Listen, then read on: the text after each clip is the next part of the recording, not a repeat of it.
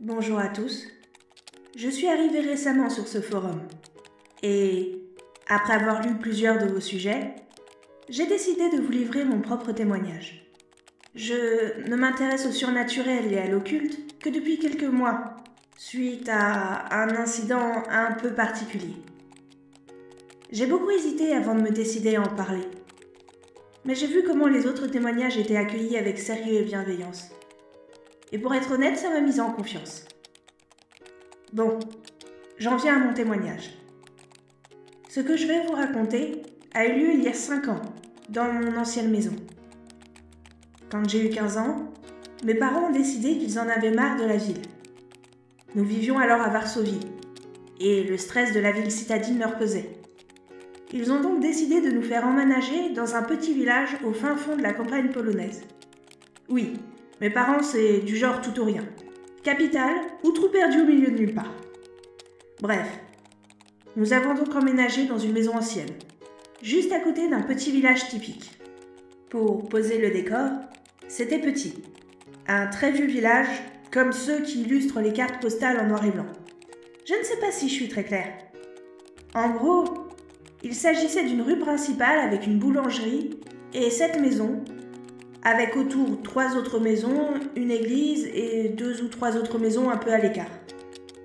Il y avait aussi une toute petite place avec une fontaine, un banc et les vieux du village qui y passaient toute la journée à regarder l'eau couler, tout en parlant de leur jeunesse.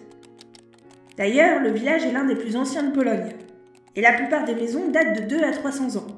Je sais que ça ne semble pas très utile de décrire l'endroit, mais je pense quand même que ça pourrait vous aider à comprendre vraiment ce qui se passait là-bas. Donc, un peu après mes 15 ans, j'ai aménagé avec mes parents là-bas. Je tiens à préciser qu'avant tout ça, je ne croyais pas du tout au paranormal. Pour moi, à l'époque, la magie, les esprits, les créatures, c'était uniquement bon pour les films ou les romans. Mais tout a changé là-bas. La maison dans laquelle on vivait était pas mal du tout. Très grande, vraiment solide. Elle avait 300 ans et elle était toujours debout. L'extérieur était ancien, mais l'intérieur moderne et super bien équipé. Et c'était suffisamment grand pour qu'on ait chacun notre pièce à nous. C'était vraiment cool.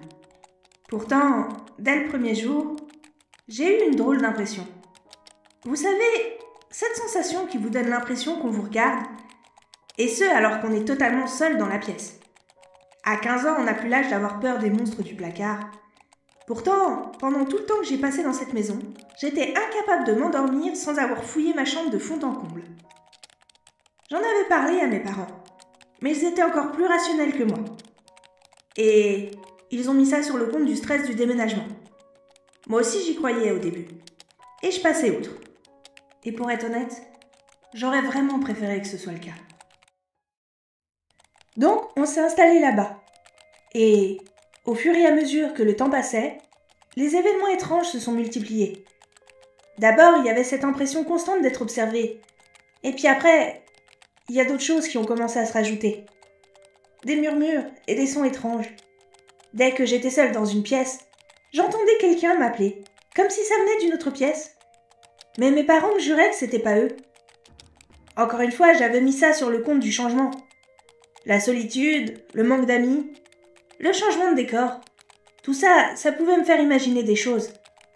Sans compter qu'avec l'hiver qui approchait, la maison commençait à ressembler de plus en plus à ces endroits isolés qu'on trouve dans les films d'horreur. Enfin bref, vous devez voir de quoi je parle, je pense. Seulement, au bout d'un moment, je commençais à comprendre que j'allais tomber à court d'excuses. Surtout quand les objets ont commencé à bouger. C'était surtout dans ma chambre que les choses les plus étranges se produisaient. Dès que je quittais la pièce pour aller au lycée ou que je dormais, il y avait des objets qui se déplaçaient. Des livres retrouvés dans des endroits improbables. Mes bijoux, censés être dans ma boîte à bijoux, que je retrouvais sous mon oreiller. Voire des vêtements qui passaient de mon armoire à mon lit au réveil. J'étais de plus en plus inquiète et je cherchais n'importe quelle explication pouvant me rassurer.